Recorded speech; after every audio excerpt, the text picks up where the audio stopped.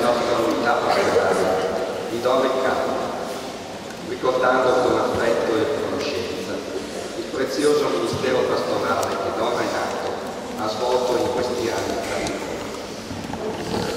L'arrivo di un nuovo pastore è sempre un avvenimento fondamentale per la vita di una comunità cristiana.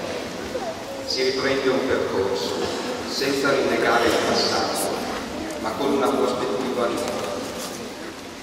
La vita di ogni persona è segnata da incontri, brevi o definitivi, casuali o voluti.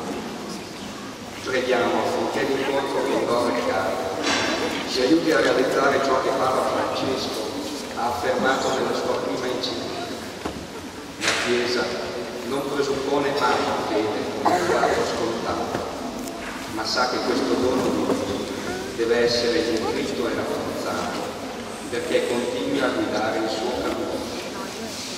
Il nostro cammino ci ha portato in questi anni ad essere un po' meno parrocchia e un po' più unità pastorale, mantenendo le nostre radici e la nostra storia, ma nello stesso tempo allargandoci all'ascolto e all'accoglienza di realtà diverse dalla nostra, consapevoli che solo in questo modo una comunità cristiana può crescere nella fede e arricchirsi di nuovi carismi.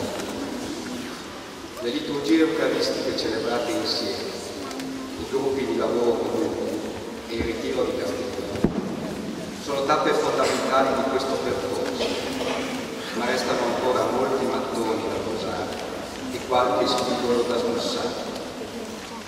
È un impegno gravoso, ma stimolante. Ringraziamo il Vescovo Roberto per aver illuminato e sostenuto questo nostro cammino attraverso la presenza prima di Don Renato e di Don Claudio e ora di Don Riccardo. E osiamo chiedere, con rispetto filiale, di lasciarci Don Giampaolo e Don Mario, che tanto hanno dato e continuano a